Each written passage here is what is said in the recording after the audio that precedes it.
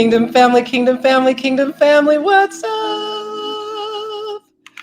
I am so excited and so honored and so grateful to be here with all of you today. We have a very special session today on the power of post-traumatic growth, on how to use and experience the traumas and the things and the hardships and the pain that we've been through in our lives, not to break us down, but to help us actually move forward. And I have an incredibly special guest with me today that is a researcher and a scientist and is going to blow your mind. And I'm so excited to bring her in all the way from Denmark today. And we are just going to have a really powerful session. So thank you for coming to the Kingdom today. If this is your first time ever at the Kingdom, I want you to type in the words "first time" in the chat box, and you will see our entire community welcome you here with open arms. And I also want every single person who's here to type in where you're coming in from. And here at the Kingdom, we believe that all beliefs are welcome here. We believe that all biologies are welcome here. We believe in the power of music and art to open our hearts and minds. We believe that wisdom can come from many places.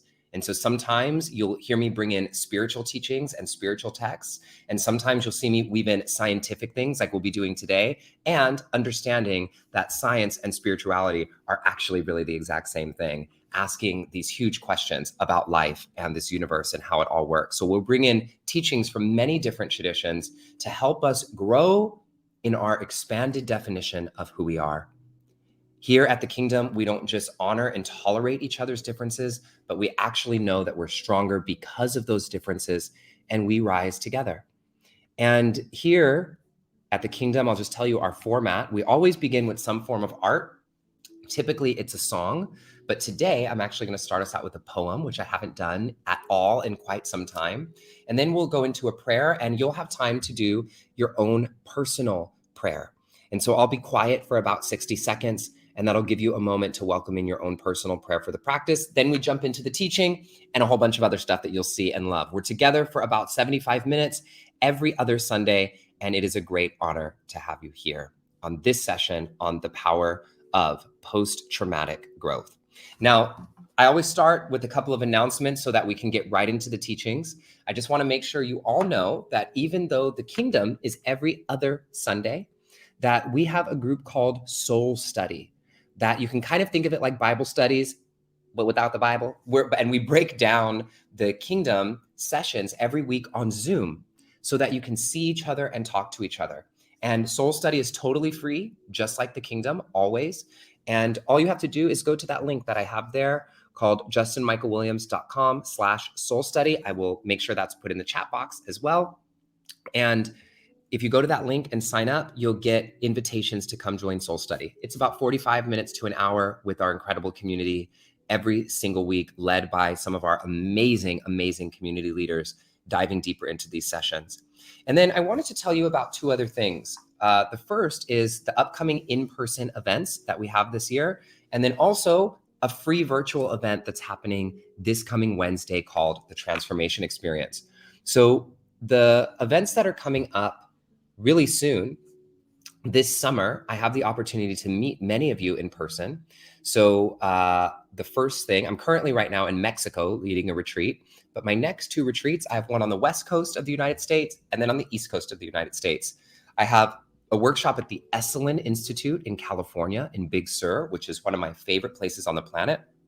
And then another workshop at Omega Institute in New York, in Rhinebeck, New York, happening in August. And both of those retreats are called Reclaiming Your Authentic Power. And I'm doing one for my West Coast folks and one for my East Coast folks. And I'm putting the link in the chat box here for you to be able to sign up for those experiences. All right. And I would love to be able to meet you all there. Our community is coming together. The Esalen workshop is in July and the Omega workshop is in August. And then finally, we have our Bali retreat. The Bali retreat is coming up in just over 3 months. Our Bali retreat is called the Just Be Retreat. I'm hosting it with the amazing Elton Anderson Jr.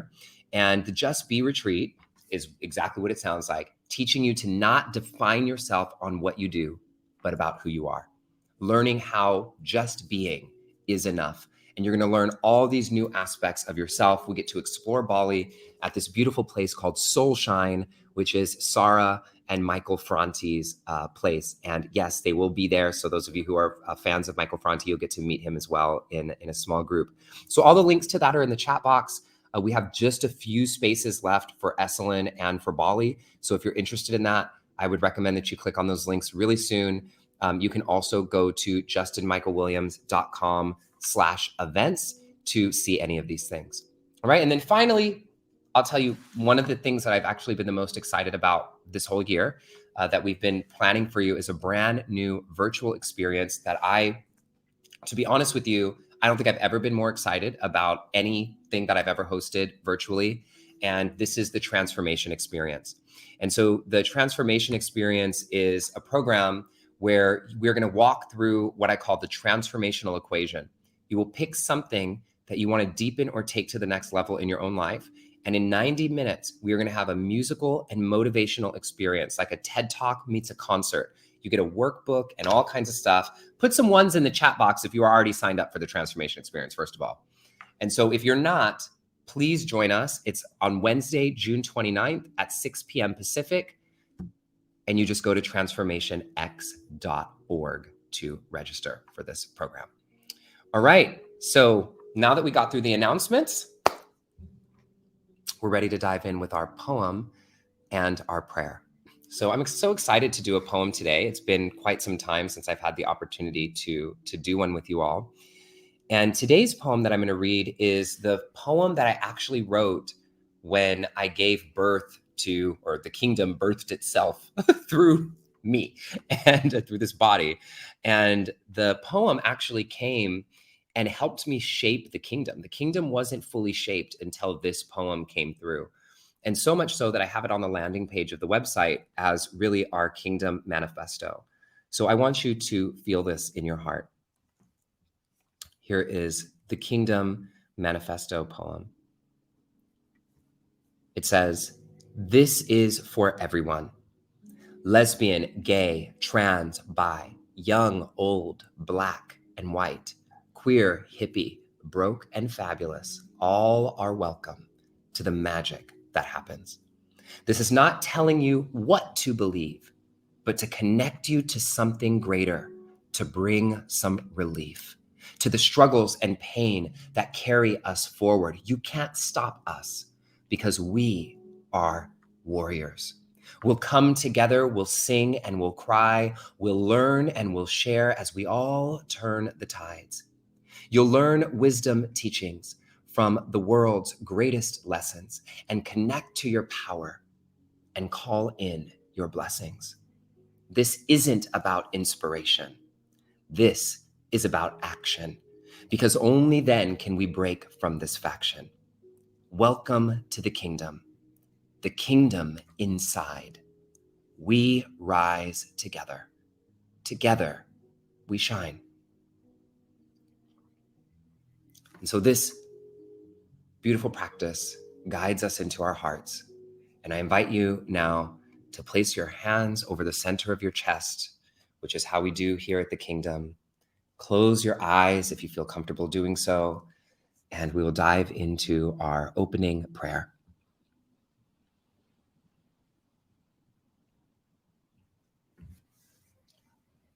God, Spirit, Universe, all that is, all that ever has been, and all that ever will be, we thank you. Thank you for bringing this community together from all over the world. Thank you for helping us see our power.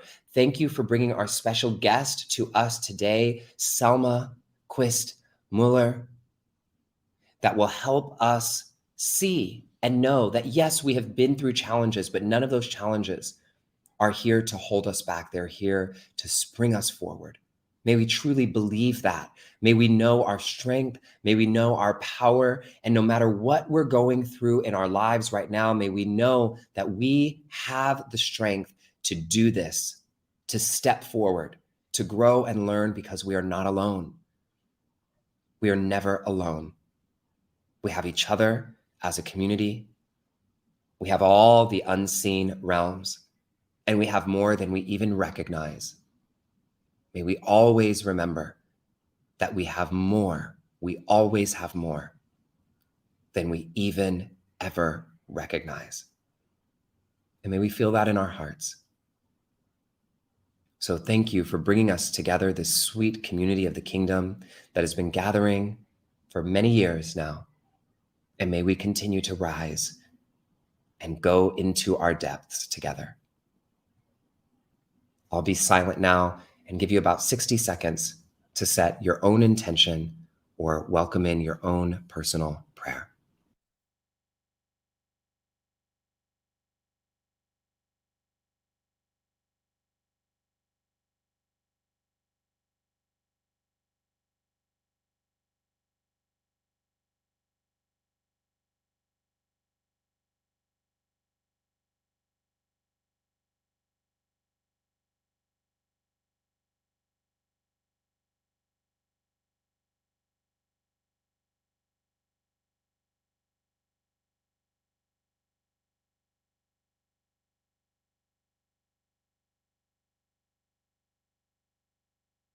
God, Spirit, Universe, all that is, all that ever has been, and all that ever will be, by every name you may go by, past, present, and future, we thank you.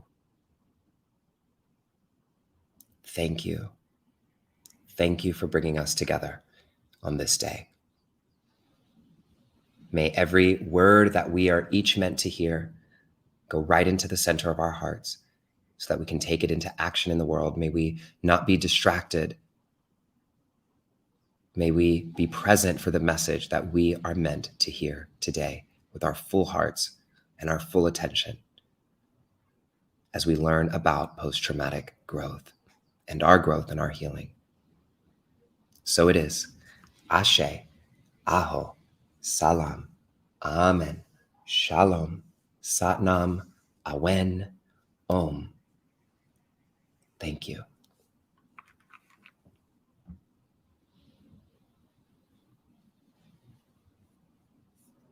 So here we are. Here we are in our journey together into the power of post-traumatic growth. And it is with the most great honor that I introduce you to our special guest. But before I do that, I want to tune you into something that I said in the poem. And the reason I brought that poem in today is there's a line in this poem that starts with, all are welcome to the magic that happens. This is not about telling you what to believe, but to connect you to something greater, to bring some relief to the struggles and pain, and I want you to hear this word, that carry us forward. To the struggles and pain that carry us forward. You can't stop us because we are warriors. And so, but really I want you to focus on that, on the struggles and pain that carry us forward. And the reason I brought that poem today, which I haven't done in a while, is because it really ties in so deeply to what we're talking about today.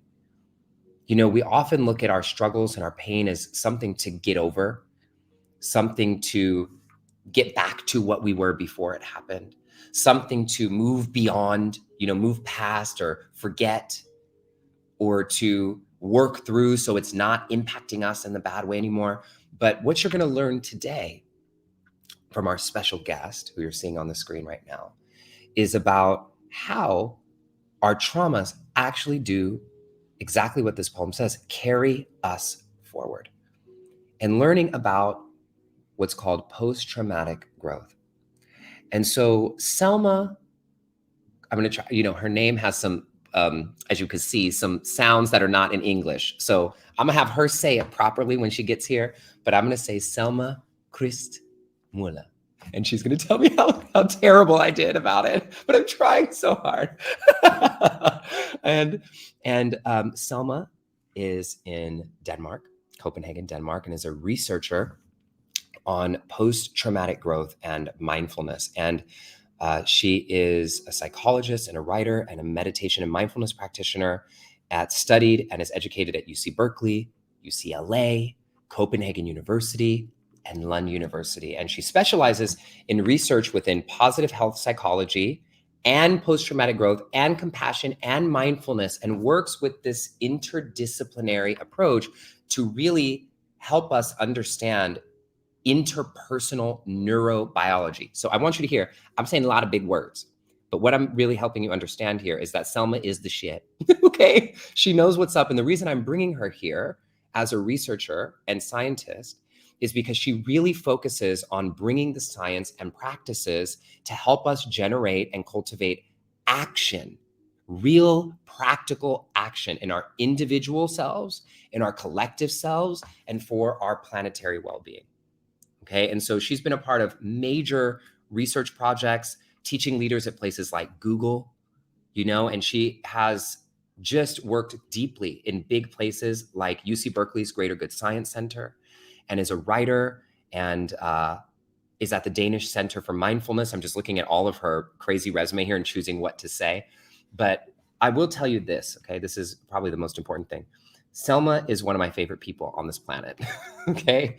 And her work, she knows this because I've been telling her this for quite some time. I believe that in this time, Selma's work is probably some of the most important work that's even happening on the planet right now.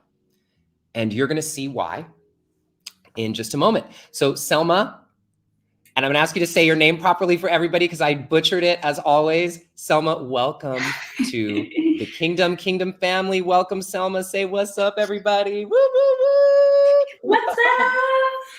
What's up, Selma? How are you? Oh my God, you almost gave me like tears in my eyes for that introduction, Justin. Oh. That's just way too much. Like my Danish humbleness, we can't take all of that. It's like, no, it's too much. It's all the truth, my dear. Thank you. All the truth. So welcome to the kingdom. It's so happy. So Selma and I have known each other for several years now. And Selma's watched the kingdom and, experienced lots of things, heard about the kingdom, was even in a group that I was a part of when I started the kingdom. And so Selma and I, it's just like a really big honor to bring her into this family because Selma is actually really like family to me. So Selma, can you say your last name properly for me, please? You did so well. You did so well. Yes. So it's Selma Quist-Møller. Selma Quist-Møller. I did okay. I know. When you said it, I was like, oh my gosh. Yeah, well, thank you so much, Justin, for having me and for inviting me into your kingdom family. I mean, I'm so honored and I'm so grateful. It's a gift to meet all of you here too. Yeah, it's such a gift. And the family already loves you here. So, y'all can put ones in the chat box. And those of you who are new and you don't know what the ones are, the ones in the chat box are our way of like clapping, and putting our hands up. So what I want you all to do, just so you can remember, because Selma's going to give you a lot today, and it's going to be a lot in the best possible way. And I want you to remember as much as you can. So you'll put ones in the chat box anytime Selma says anything or anybody says anything that you want to remember. And also if there's any quotes or main points that come up that you want to make sure you remember, type those points into the chat box because it helps you remember them when you write it down, and it'll also help other people see it. And that's the way we'll use the chat box here together today. So Selma, I want to jump right in. Yes. Why in the hell did you decide to start studying post-traumatic growth? Because this still is not, and especially when you first started, was not a big field. What inspired you to want to get into this field?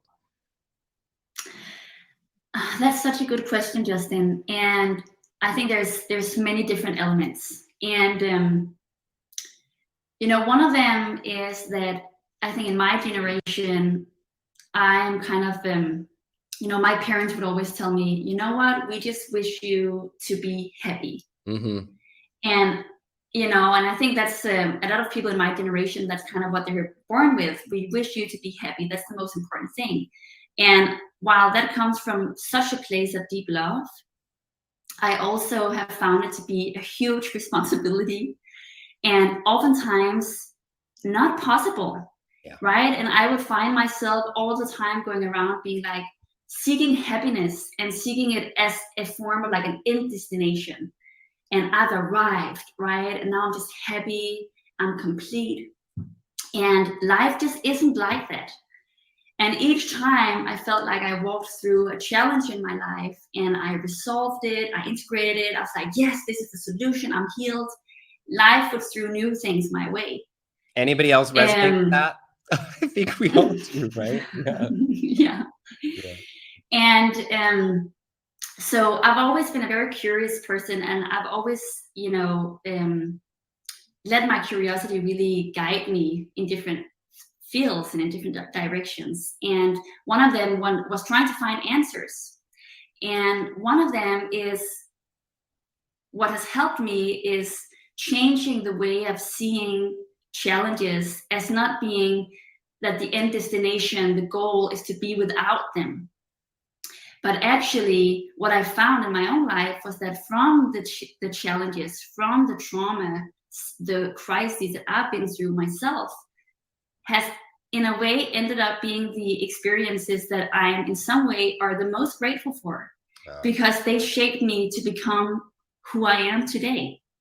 And that I gained, and I continue to gain, so much wisdom and so many insights and moments of awakenings from the challenges in my life in a deeper way than, when things just go well. Yeah. So yeah. That's amazing. So I think that's and so I want to actually ask you this, because this is very clear. A lot of people don't even understand then, like, why post-traumatic growth? Like, why is that an important concept to cover? I really want to anchor that, because we've all heard post-traumatic stress. A lot of us have heard this, right? So post-traumatic growth, like, why is this an important topic for us right now? Oh my gosh. Well, look at the times we're in. Yeah. We have plenty of traumas and we have plenty of crises, and it's very difficult to not just be overwhelmed and, end up in a state of feeling helpless and feeling hopeless. And when we do that, nothing changes at all. So post-traumatic growth, I think right now is so important for us, because it is a way of not trying to look away from challenges, but actually diving into them and figuring out, so why am I here? Why am I in this? Is there anything for me to learn, perhaps from the event itself, but also what I choose to do after? Yeah. What do I choose to do with this event? So I think it's important, it's not necessarily that we need to derive a sense of meaning from the event itself. Yeah.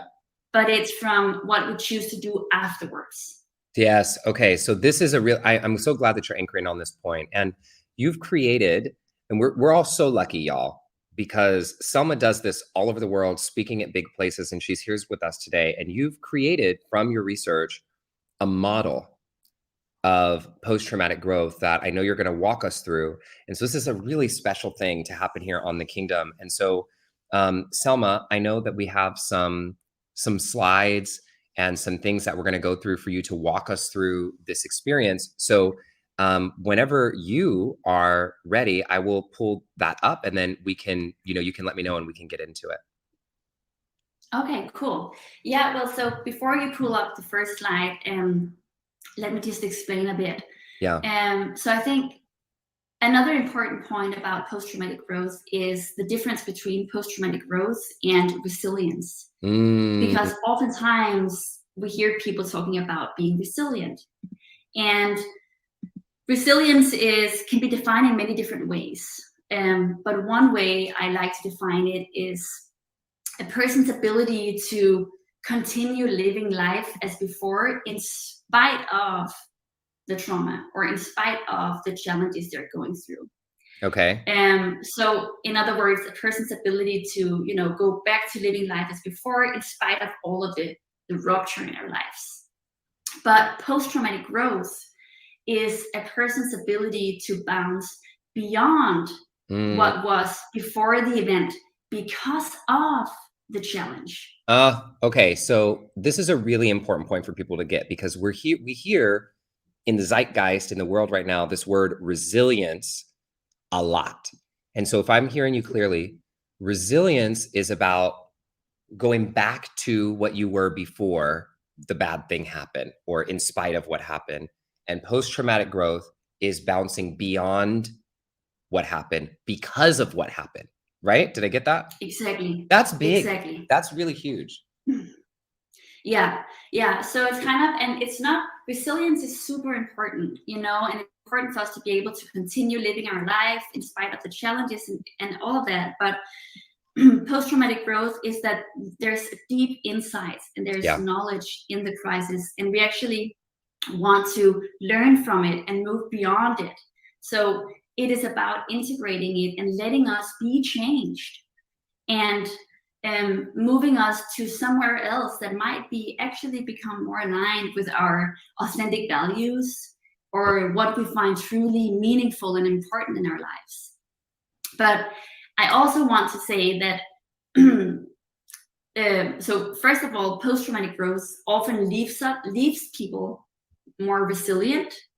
But there's actually interesting research showing that more resilient people sometimes tend to be less likely to report post-traumatic growth. Oh, why? Because they are less likely to be shaken up, you know, by the crisis. So the shaking, the disturbance, the difficulty is important for us to move beyond and for us to really re-question old beliefs, assumptions, habits, and then move us somewhere else. But I also want to say something that is important for me to emphasize. Post-traumatic growth isn't necessarily about becoming happy. So this entire process isn't necessarily you coming to a place of deeper happiness or deeper joy. Going through the model, as I'm going to walk you through, can also be a process of grief, right?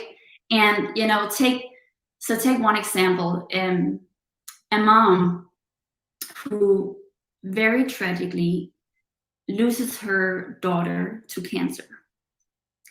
She will probably never become happier afterwards.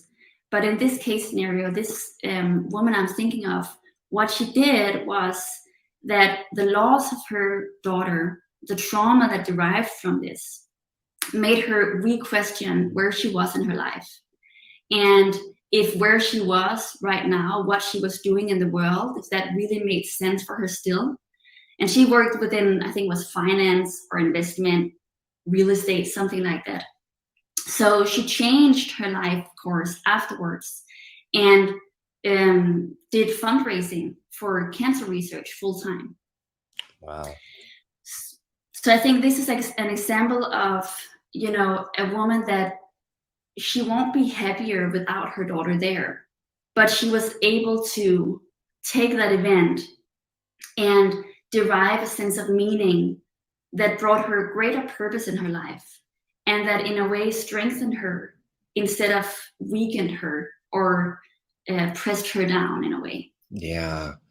Wow. Yeah, this is really powerful. I just felt like I just really felt us all drop in, you know, a little deeper here, because we've all been through things like this, you know. I mean, I obviously haven't been through something like losing a child, but we've all been through things that are big challenges for us. And it's so inspiring to know that we can move beyond this, and that it's important to remember that it's not necessarily just about happiness. But do you feel like, you know, obviously, like in this example, the woman may not be happier than when her daughter was here, but do people, when they go through post-traumatic growth and find this greater meaning in their life, do you find that they feel an overall more sense of well-being or anything like that in their life? Maybe not greater, but just that, you know, because you're in that dark, dark, dark place sometimes when you have a big challenge. And so does post-traumatic growth help us feel like we're in a greater sense of well-being with that meaning, or not really? Well, you know, that's so funny, because the whole definition of well-being, there are like so many definitions of well-being. So it depends on your understanding of well-being. Like, that's a really researcher's kind of. Of course. I was like, there's your scientist answer. So yes. Yeah. But yes, that being said, if we see well-being not as a state of pure happiness and happiness being the absence of things that are difficult, then yes, if we see well-being more as a sense of us having a purpose and a greater sense of meaning and directionality in our life that is aligned with our authentic values. Yeah. And if well-being is our way of being in ups and downs, then yes, absolutely. And being able to be in those ups and downs without those ups and downs necessarily always having to completely take us out, right? Where we can be present with the ups and the downs. And it's a bigger sense of being alive, really, you know? Yeah. Yes, I love that. Okay, great. So where do you want to take us next, Selma? Selma's driving the ship. Selma's driving the kingdom ship here. Or chariot, whatever you want to call it. So.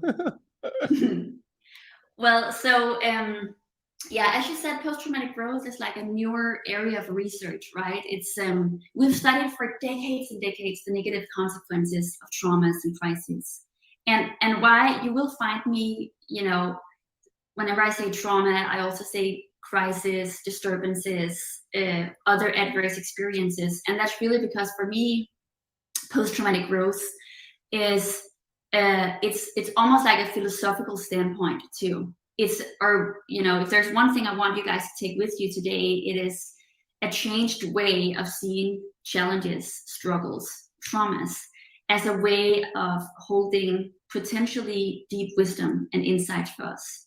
So that's why I'm just gonna, and I don't always only use traumas, I use like different terms because I think it can be relevant to all of them. Cool. But so what the research has found is that between 30 to 80% of individuals who've gone through a severely challenging experience report growth in one or five or one or more of the following areas. You can kind of group it in.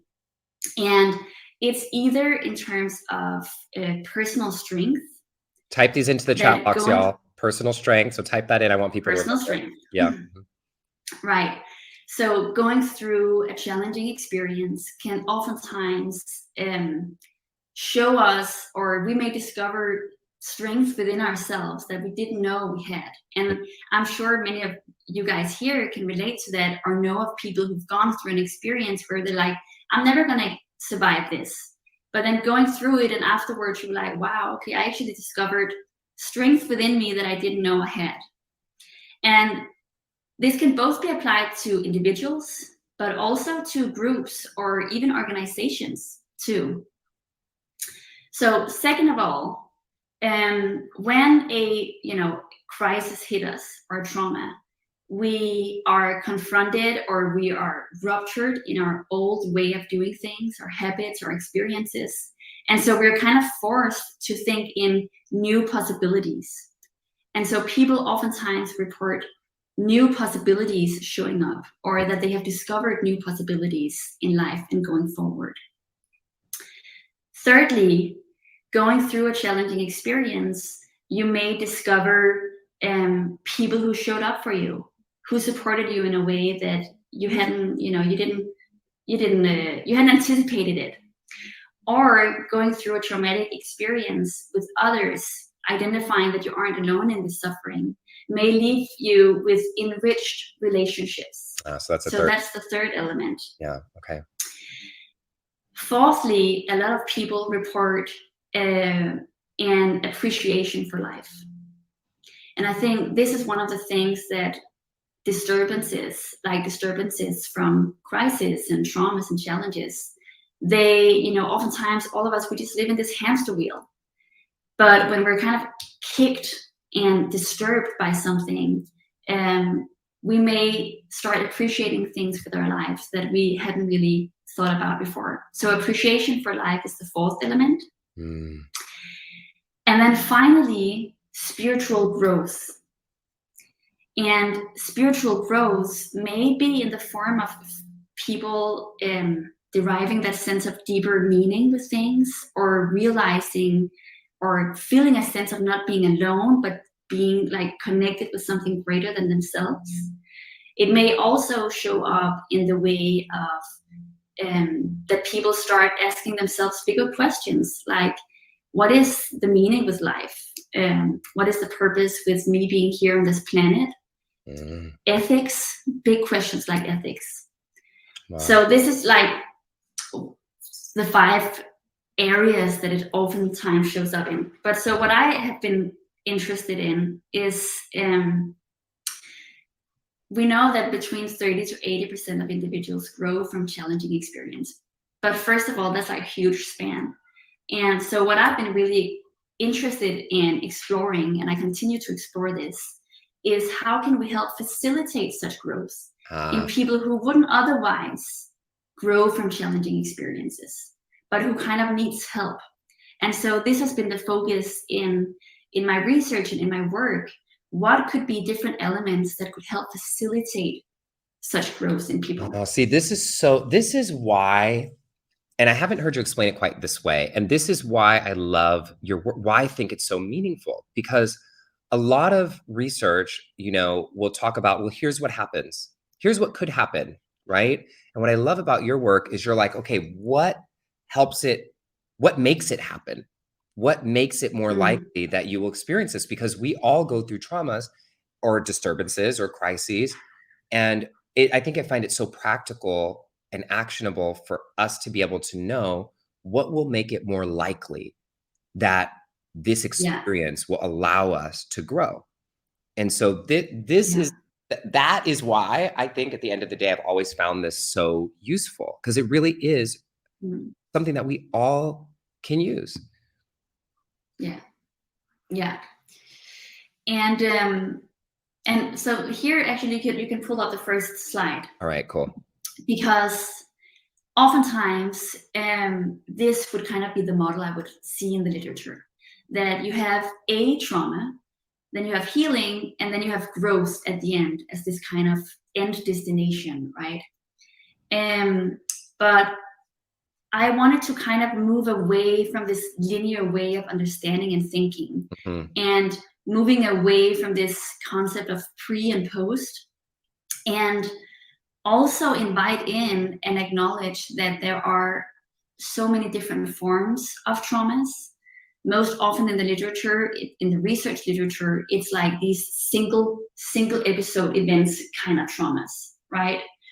But inviting in more complex forms of traumas, including intergenerational trauma, cultural trauma, that developmental again trauma. And again and again. It's like exactly. Yeah. Exactly, continuous traumas. And so you can actually pull up my model. So what I propose is the traumatic growth spiral. And I was inspired by the spiral because, kind of like mycelium and fungi, they are able to take toxins, or what we consider as toxins, and transform it into food that nourish and add to the spiral and flourish and to the growth of life. I was thinking, how can we kind of see traumas in the same way? How can we be like fungi and mycelium and take what we see as toxins and traumas and challenges and transform it into opportunities for growth that nourish us or others or the world in some form or the other? And also, sorry, when I get excited, I just speak in one flow. But please continue on. No, continue. Yeah, this is great. Okay. And also, a spiral, we see it everywhere. We see it on the small scale on our fingertips, to the largest scales of the universe or galaxies. Yep, exactly. So, and also I think a spiral kind of adds in or really help us think differently in our view of challenges and help us see growth and healing not always as the end destination, but that it's more going to be a continuous growth, a continuous flow of rediscoveries, setbacks, move forwards, insights, ahas, healings, etc. So you're going to want to start applying this to your own life, but I don't want you to do it just yet. These different components in the model. I want you to just first listen carefully to me as I'm gonna explain these different components in the model. And then I promise you that in the end, I'm gonna guide you through a little practice that will allow you to dive deeper into discovering how you may apply this to your own life. Great. But let me dive into the different elements. So you can kind of take your finger at the very top where it says trauma, and then move with the spiral to the first area that says awareness. And this is because in order for us to heal and eventually grow from a trauma, we need to first become aware of it. And this may seem very trivial, but this is actually a huge first step. And as a psychologist, this may take many, many, many sessions. And again, also will be a continuous process of us finding new depths or shadows in our awareness that we didn't know we had elsewhere. So becoming aware of. Selma, can we do one thing? Actually, I think that would be really useful for people who are watching on their phones and maybe can't see the text as clearly. Could we just actually from top to bottom so people can kind of see them, or in whatever order you think is appropriate, and I can even kind of zoom in on these a little bit. Just walk people through what each of these say. I think that would be helpful. Good idea. Pieces say. Okay, so at first it says trauma and then unintegrated. This is what you would call an unintegrated trauma. We aren't aware of it yet. We haven't integrated it. Then we move down. The first part, it says awareness. Okay. You follow the spiral. Then it says emotional disclosure. And you continue down. Then it says acceptance. You continue upward. It says expanded self, expanded sense of self.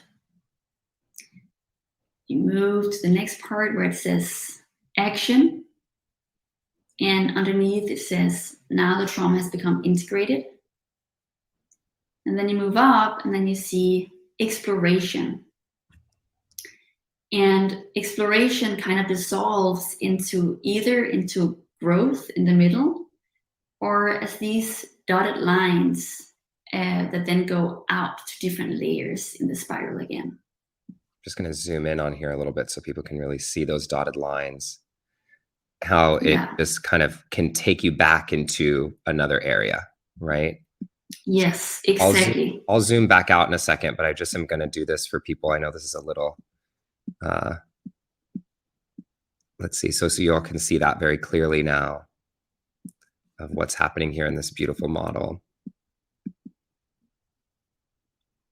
Great. All right, Selma, I'm going to bring the slide back to normal, everybody. And Selma, when you're ready, you can take us through. Yeah. So we are at the first place in the bottom where it says awareness. And this component or this step is really about understanding that seeing, feeling, naming one's struggle is the first step to healing and growth. And that in order for us to be able to heal from something, we need to be able to feel it. So Dan Siegel, whom both of you work with, Justin, have the honor of working with, he has this slogan of saying, feel it to heal it.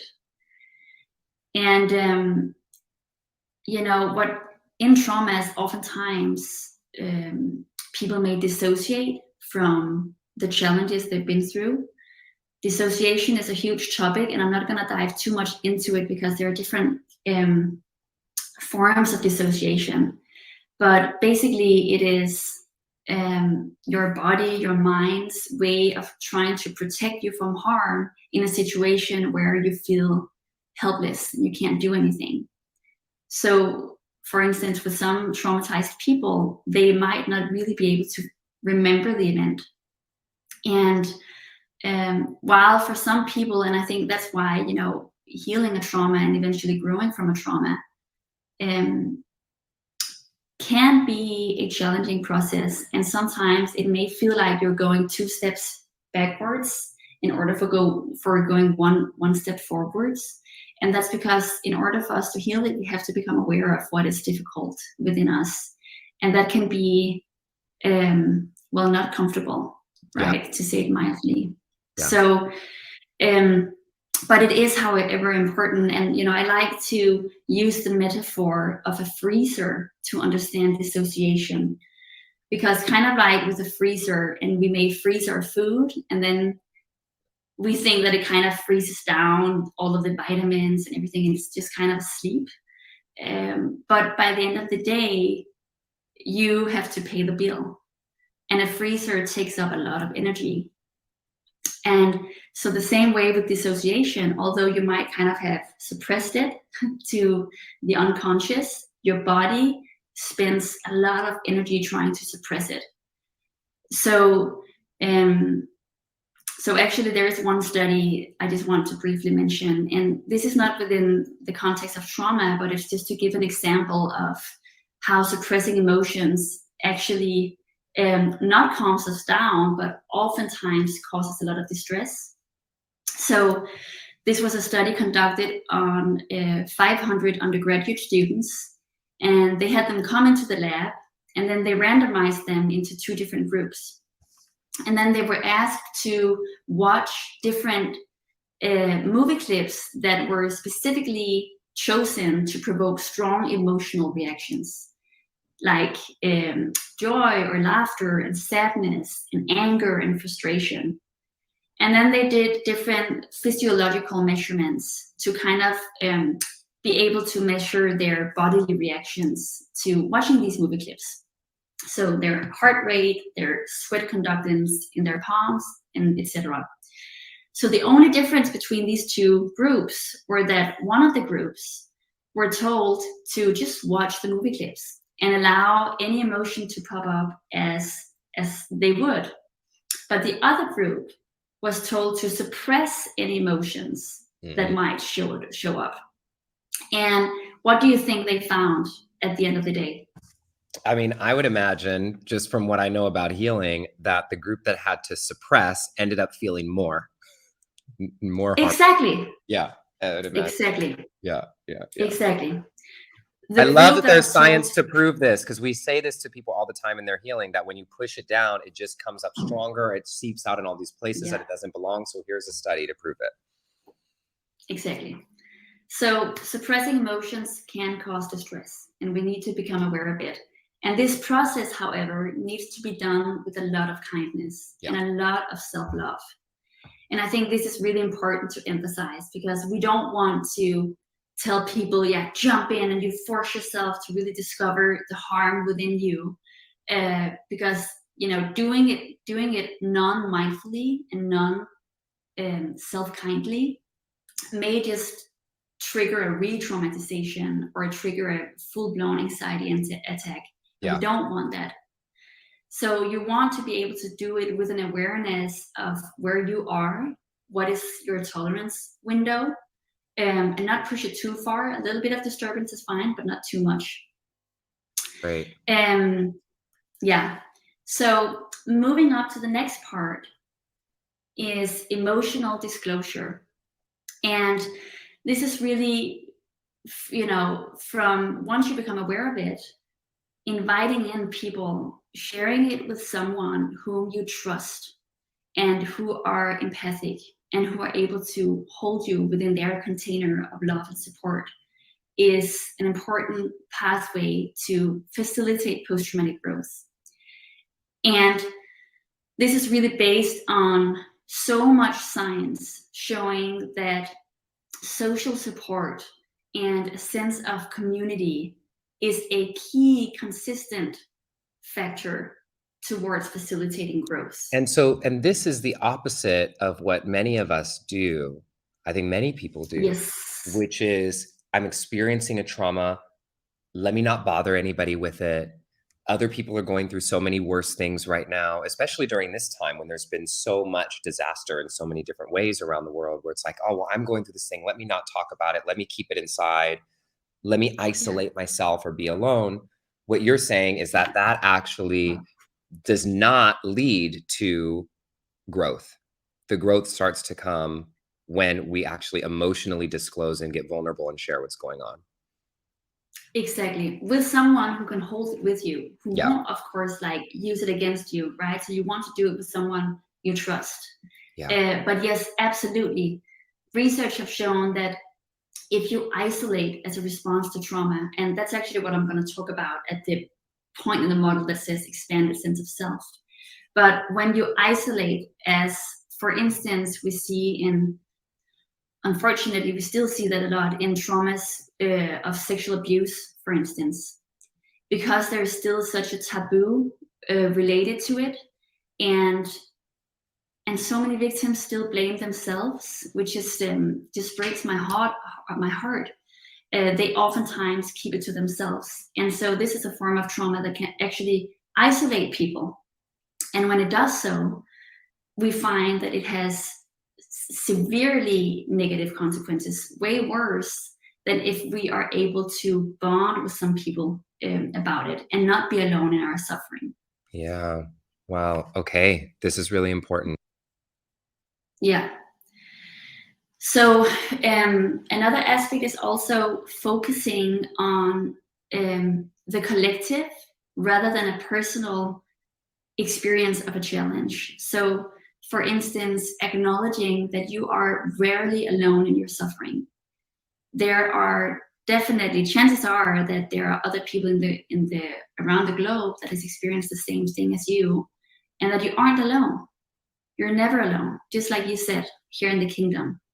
So social connection, group membership, group belonging, community is such an important aspect of being able to grow from challenging experiences. And this all has to do with the emotional disclosure part of it. Yeah, exactly. Okay, great. Exactly. And yeah, I think, just to kind of emphasize this, we know from research that loneliness is more unhealthy to your body than smoking. Right. Or being chronically obese. So it's just to emphasize that this is a real deal, and it's not something, it is actually as important as sleep and food and exercise. And if you think about it, it kind of makes sense evolutionarily wise, right? Because if you were kicked out of your group, it may, eventually mean that you couldn't survive. You couldn't survive without your tribe. So another interesting research, I think, to just emphasize the point, is done at UCLA by Dr. Naomi Eisenberger, I think her name is. And she did these brain scans on people and found that being socially rejected activates the same areas in our brain as experiencing physical pain. Wow. Right? So in other words, being socially rejected, not feeling like you belong, your body see that in the same way as if you were being hit and felt physical pain. Wow. Yeah. This is a really big deal. This is so important. I'm glad that we're spending a little bit of extra time here on this part of it, emotional disclosure, because I think this is a part that sometimes we feel guilty about doing, we feel shame about doing, we feel like we have to hold back about doing. And so I'm so glad that you're bringing so much of this forward to show us how important this is. Let's move into the next part, because I want to make sure we have about 20 minutes. And I want to make sure that people, I know time flies, right? I want to make sure that people are able to experience the whole yes thing. So let's okay, I'm gonna do it shorter then. So the next part is acceptance. and it's really related to the different parts, right? So once we become aware of something, and in this process of being aware of it, we may discover this with others. We need to accept that this is the state of the art. This has happened, and how can we move forward from that? So really accepting the trauma has occurred, or the challenge. So, and then we move up to expanded self, the expanded self, or the expanded sense of self, which is kind of related. We all already touched a bit on it, Justin, in terms of the emotional disclosure. But this is really that a form of healing is also to reconnect with the reality of our true interconnection. As you said in your prayer, we aren't alone. Yeah. And all the science actually shows that. The science Yes. really shows that. Oh my God, dive into quantum physics. Even Einstein says it. Even Einstein, there's this famous quote by Einstein where he says that our way of seeing ourselves as being separate and isolated individuals is a delusion. It's a delusion of our consciousness. Yeah. Yeah. And I think actually we could have a whole conversation about that, but luckily so many amazing teachers touch on this too, because I think this is one of the big traumas of our climate crisis too, is that we've lost touch of us being a part of the planet. Or the loneliness pandemic we see is because we've lost touch of our true interconnectedness with each other and with what is larger than the individual self. Wow. Okay. Yeah. To keep everybody in kind of where we are, we went down through awareness, from trauma to awareness. We went up to emotional disclosure, talking about how it's important that we share with somebody who can hold the space for us. We pulled down into acceptance, which is about really accepting, even though it's something that may have been hard, but really accepting and acknowledging this has happened, right? Not being, I guess, Selma, like this is kind of like not being in denial of it, but accepting that this has occurred. And then the section that we just covered was this expanded self piece, which is about knowing that it's not just us going through this and that we're not alone. Would that be accurate review? Yeah, I think that's great. Okay, so now we go down to the next bottom piece, which is action.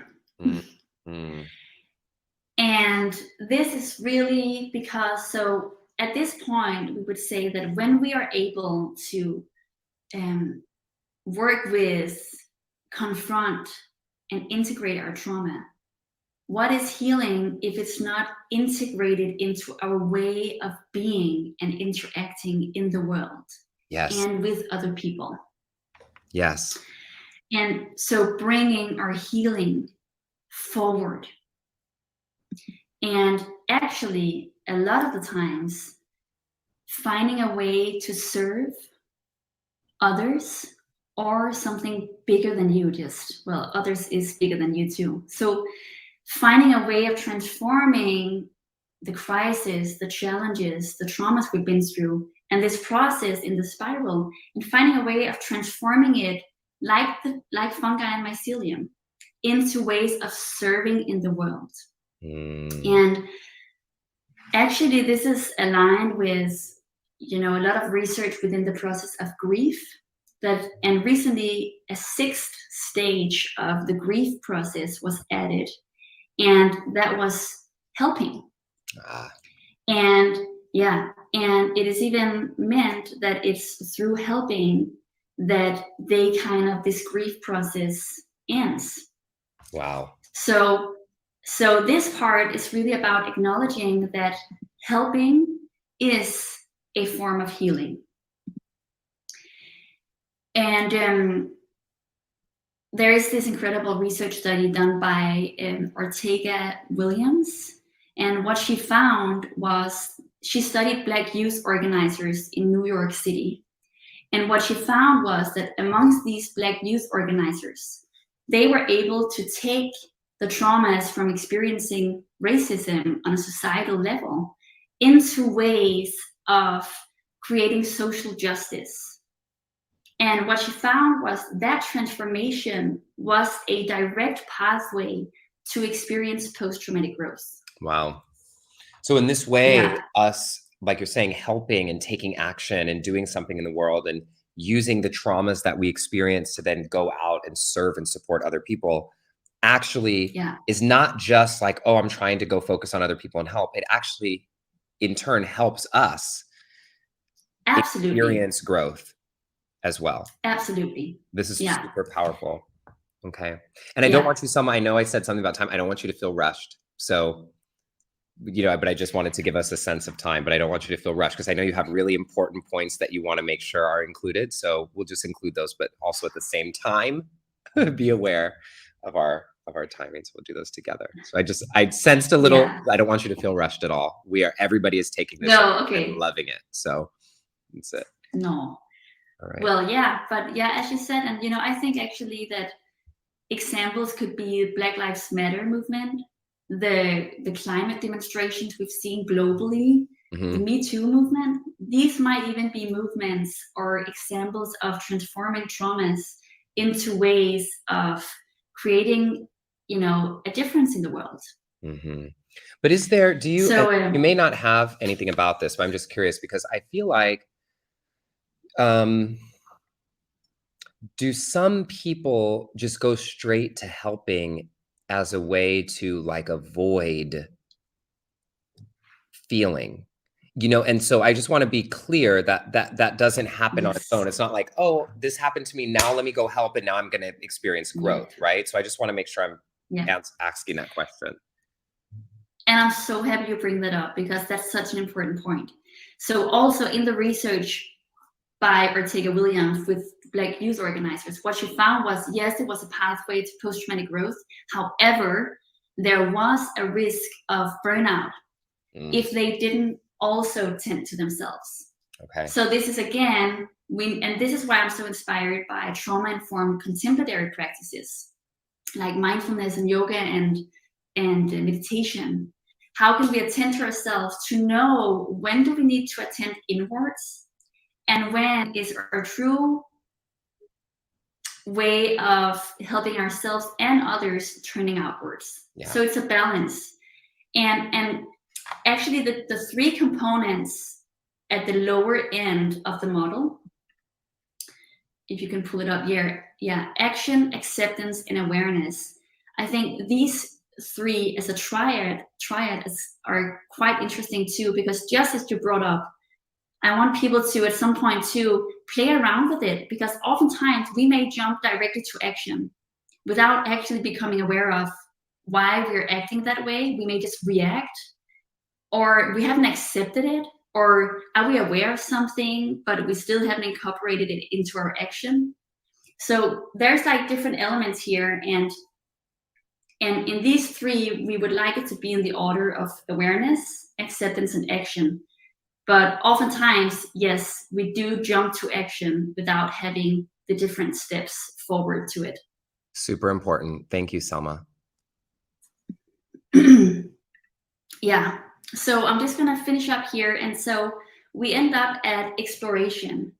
And really, it's because I think exploration is present in all of the different elements.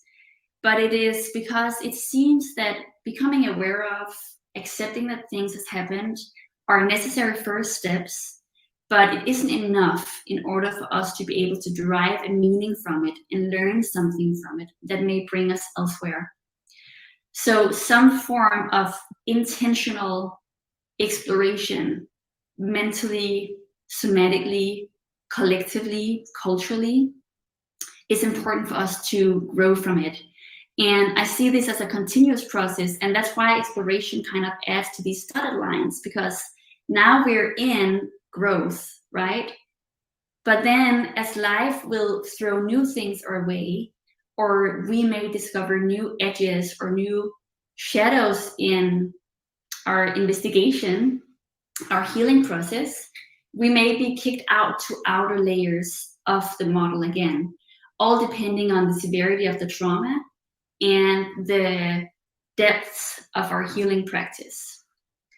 So that's can I why just make sure that people, Mhm. we're understanding this. So after exploration, you can pop into growth, and then Yep. you can just pop back out into any of these areas. So you can pop back into more exploration, or you could pop back into action, or you could pop back into, now there's something new I have to accept from what I explored, or now there's something new I have to be aware of. And then I go back through, and then I have to emotionally disclose the new thing that I'm aware of, and then expand. So, okay, this is really helpful to kind of walk through it this way. But so does that, in your way of the spiral, you're saying that growth can happen at the same time as we're continuing to process? It's not like, you know, this is why I'm really tying it back to the way you opened. It's not this linear model saying, here's a trauma, Exactly. now we've healed through it, and then it's over, we've grown. Instead, it's there is a constant unfolding, and you can be growing at the same time. Am I getting that right? Yes. Yeah, that's beautiful. Yeah. I just want to say You that I could think even that's call it the traumatic growing spiral. the traumatic Right? The traumatic growing. growing. Yeah. Growing, that's right. And so the reason I want to make sure that I pin that point is because I find that so many of us feel like we have somewhere that we're going to get to be like, okay, I'm done with it. And what you're saying is that the growth, this kind of like spiraling upward and growth, like I kind of see the spiral doing this, right? Like it's going up. And so the growth is happening even while there's still new revelations happening. And all those new revelations happening inspire you to actually grow more, right? So the more you kind of go through the spiral, you're even growing even more. Am I getting that? Yeah. Okay. I love that. Yeah, Great. absolutely. All right, I'll be quiet now. Sorry. I just got excited. No, I'm so happy. Yeah, that's great. Yeah, and I'm typically me, time have flown. Do we have time for a short practice? Yeah, I think we should. Or how do you want it? I think we should. I think we need to do a short practice, because I know so many of us, I know even for me, I'm just thinking through things in my own life that this could apply to. So what a gift it will be for us to be able to do that. So just a short practice for people to get a sense of it, and then we can give them some actions to explore it more deeply later. Okay, let's do that. I would be grateful. Then I would like to invite you to prepare yourself for a brief practice by finding either a comfortable seating position, or you may stand up, or you may lie down, whatever feels most comfortable for you in this moment.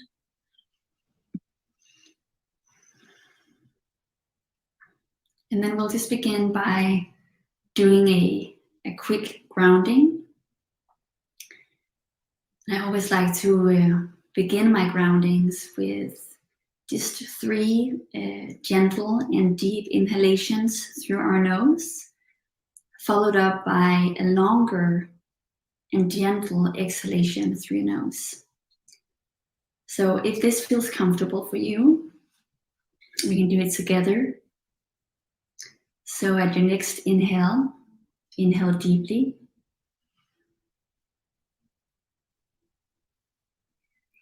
And then a long and slow and deep exhalation.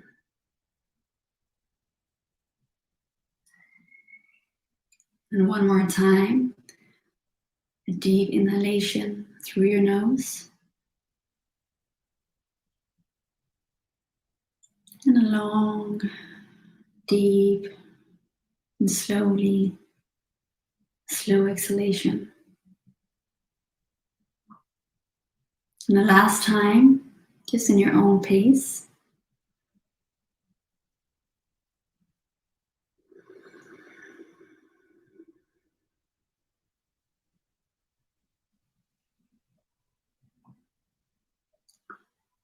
And just before we dive deeper into the practice, I would like you to think of a safe place for you. Somewhere where you feel secure. It could be imagining a physical space, or it could even be a sound or a smell or a taste or a feeling.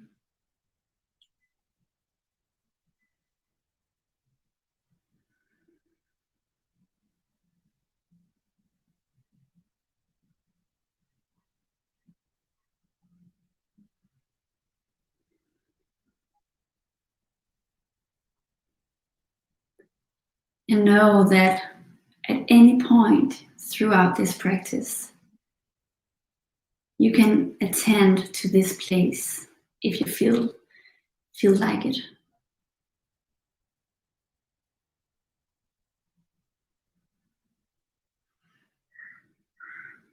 And so now I would like you to think of a difficult experience you've had or are having, but not on the intensity of 10 from a scale of 1 to 10. Not at this moment. For now, just choose perhaps something with the intensity of a 5 or a 6.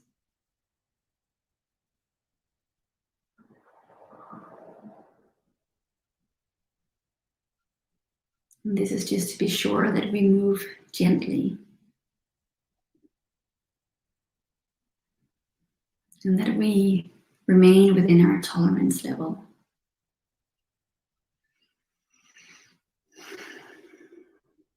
And now with this event or feeling or experience in mind, try to walk through the model. You can peek your eyes open if you had them closed, or just see it with closed eyes, or whatever elements of the model that you remember right now.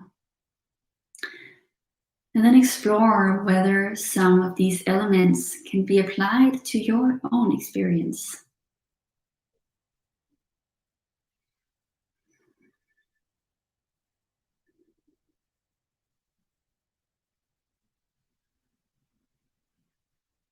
And notice that this can either be in their presence or their absence.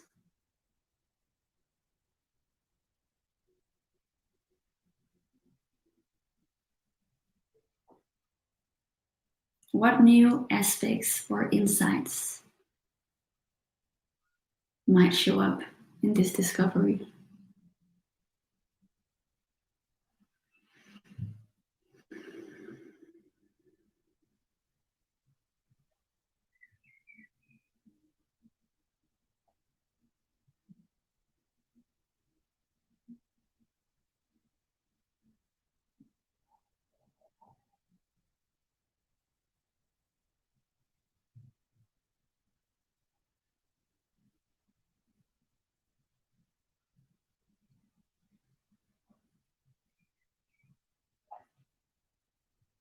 As you go through this exploration, notice what it evokes in your body and where in your body.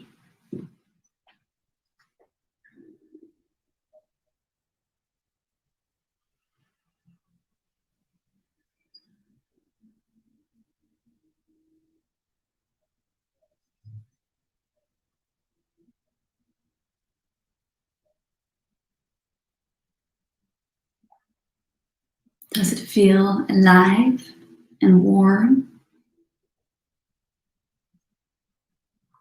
or cold, or frozen?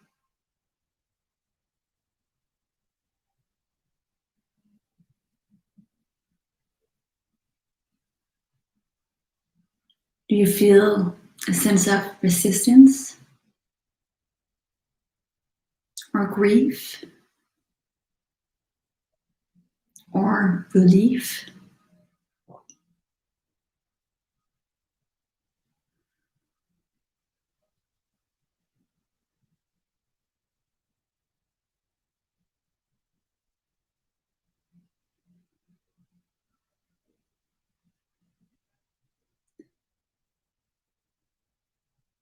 where are the edges in your exploration?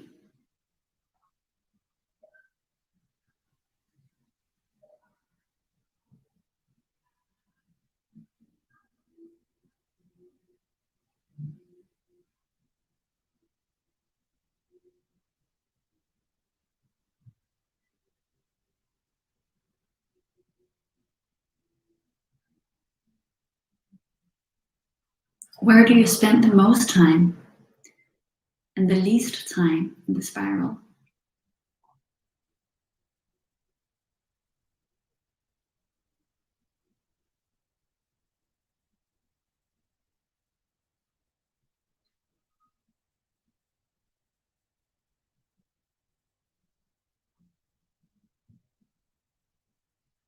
What new insights are revealed to you in this exploration?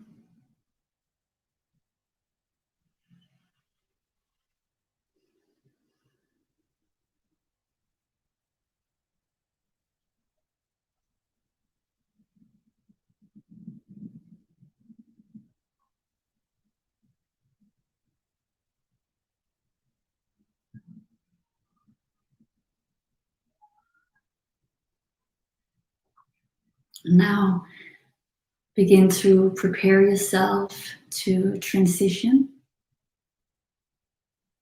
out of this exploration and into this space together again.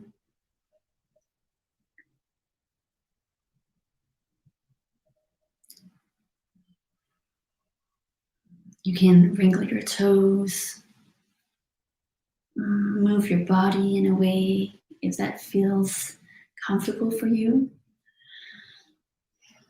You may open your eyes if you had them shut.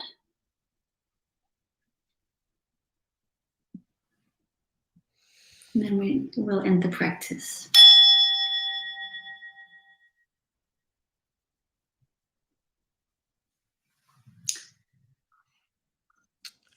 That's really So I would... Go ahead. Yeah, I would just invite people to type into the chat box what came up for them in whatever extent they feel comfortable to share during this exercise. Yeah. So we can learn from each other. Yeah, and I'll feel that sense. For me, Selma, I went deeply into kind of two different things,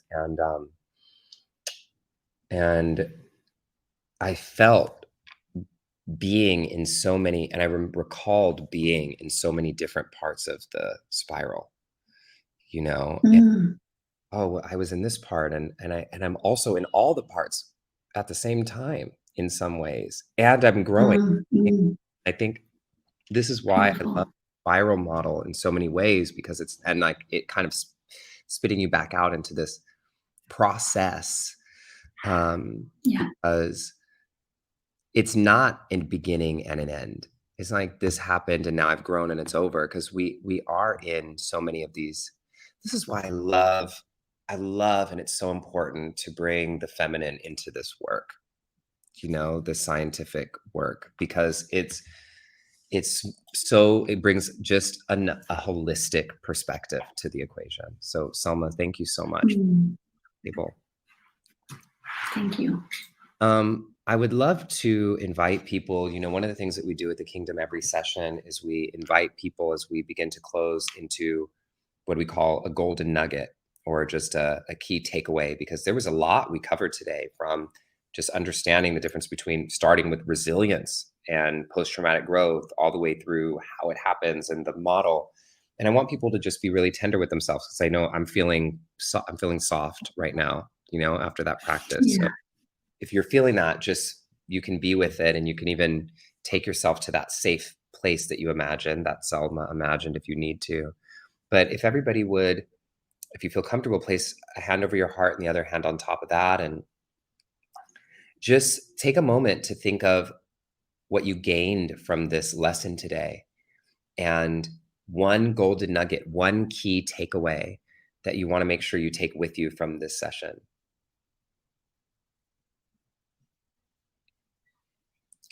And once you have your golden nugget, take a breath in, and out. And I would invite everybody to type their golden nuggets into the chat box, because I think there's a lot of different takeaways that many of us took.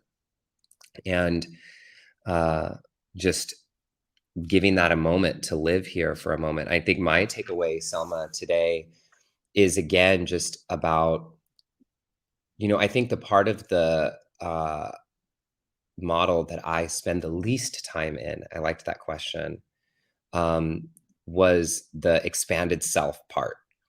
I'm really good with emotional disclosure and finding the right people to talk to. I'm really good at stepping into action, becoming aware of this, but I often feel like I'm the only one going through what I'm going through. Right. And thinking that like there's nobody else, I forget that there's like many other people going through whatever I'm going through in that. So for me, would it be accurate to say that would be like in the expanded self category? Yeah, I think that's perfect. So that's like just knowing that, and like, okay, I could lean in when I leaned into that more and saying, oh gosh, there's so many people that are dealing with what I'm dealing with, and that like makes me feel less uniquely alone, in it, or I found that really helpful. I love all the golden nuggets that everybody will have from this. And Selma, I just want to ask you, first of all, there's so much more. I could talk to you for another 30 minutes, but I know we got to let people go. I want to ask you about the edges of your work, and just very like, because you said you're not like somebody who's like, I'm done with my research and here's what I've done and it's over, right? So you're very much in this process. What is next in this work for you, and as you imagine, expanding in the field? I'm so happy for that question, Justin. As you know, I became a mom 6 months ago to my beautiful daughter, our beautiful daughter, and that has been such a transformative experience on all levels. And I could talk a lot about this, but I'm going to limit it. But so what right now, and this is based on, my own experiences becoming a mom and what I've discovered or talked with other moms about, other parents about. So right now, what I'm really curious about exploring, and what I'm in the midst of exploring, is how motherhood or parenthood puts us into contact with unintegrated and unhealed embodied traumas, and simultaneously offer a unique opportunity for healing and growth in this unconditional container and mirroring that and connection that you have with your child. Wow. Yeah, so this is and we can have another discussion about that, but so this is something I'm very that's very alive in me right now. And another part is the whole concept of action and activism. And this is very inspired by Dr. Bayo Akumulafe, whom is an incredible teacher, and how he kind of phrases this question of how could our understandings of action and activism be part of the problem. So this has really made me rethink our way of understanding service and action and activism. Wow. Yeah.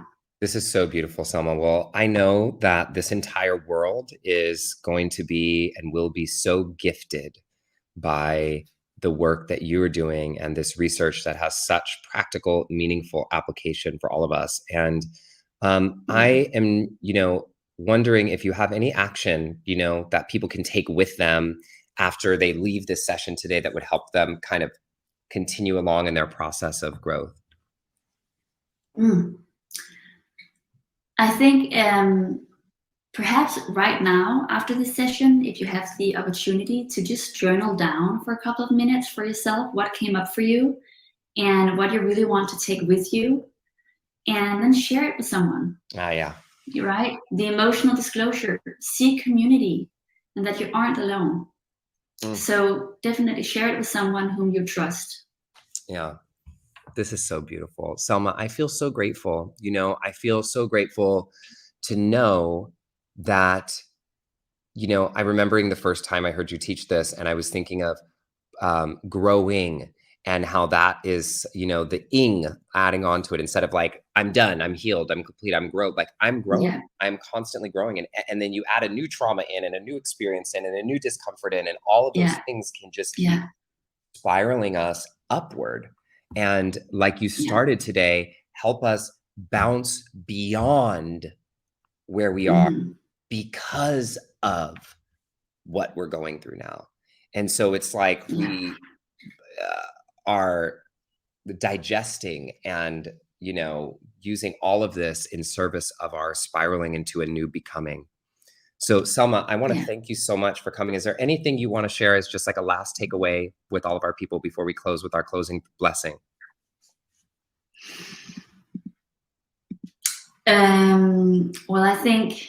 Well, I hope that your way of experiencing and approaching and seeing challenges and traumas and disturbances has changed, and that you will seek knowledge and seek insights in them instead of trying to avoid them.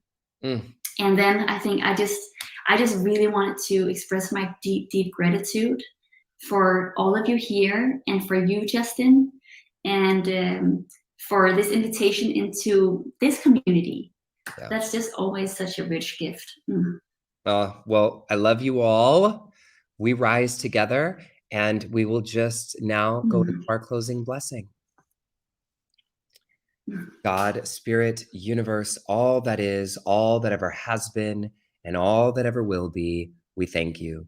Thank you for bringing this community together. Thank you for helping us know that we can and will grow. We will always grow from everything that comes our way. We have faith, we believe, and we trust, and we'll do the work too. So it is. Ashe, Aho, Salam, Amen, Shalom, Satnam, Awen, Om. Thank you. Thank you, Selma. Thank you. Everybody shows Selma some love as we... Thank you, Selma. We love you, everybody. Thank you. And we love you all. Thank you for coming today to this session of the Kingdom on the power of post-traumatic growth. We are here. We are the kingdom that shines. We rise together, and together we rise. I love you all. Mwah. And I'll see you in our next session. Bye for now, everybody. And thanks for staying a little late today. I know it was worth it. And I hope that this inspires you to live a better, growing, more empowered version of yourself. We rise together. I love you all. Bye for now.